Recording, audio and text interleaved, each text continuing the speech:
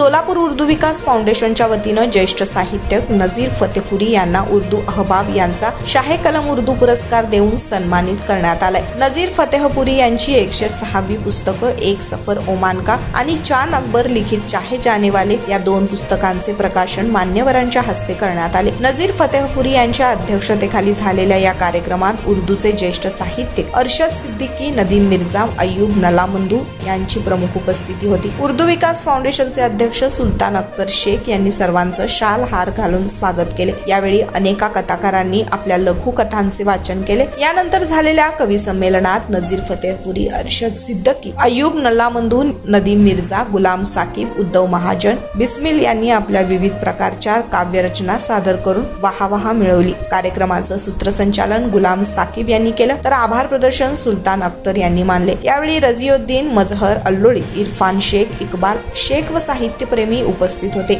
या बातमीचे वृत्तसंकलन केले आहे आमचे पत्रकार गफूर सौदागर यांनी।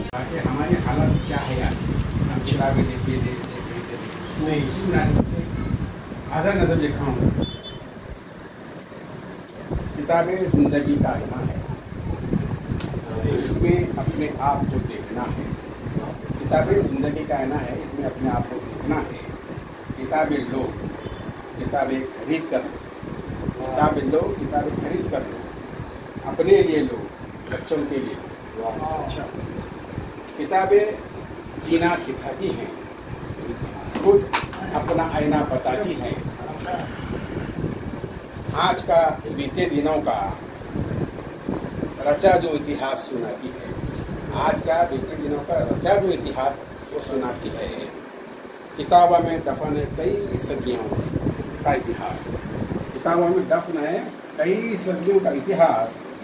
इतिहास तारीख में छुपे हैं हमारे कई हकीकी राज, जिसे मिटा रहे हैं साजिश के तहत, जिसे मिटा रहे हैं साजिश के तहत।